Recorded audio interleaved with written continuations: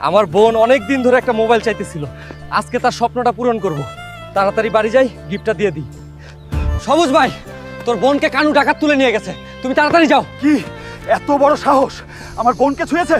বোন, তোর ভাই আসছে। মা মা মা, আমার বোন কই? বাবা না। শয়তান কানু ডাকাত, আমি আসছি তোর 12টা বাজাতে। আমার বোনের গায়ে হাত দিছিস, ওই হাত ছিঁড়া ফালাইমু আজ। কানু, আজ তোকে ফানুস বানাই আকাশে উড়াই দিমু। ভালোই আমার বোনকে ছেড়ে দে। তুই এত সাহস কোথায় পেলি যে আমার বোনকে কিডন্যাপ করিস?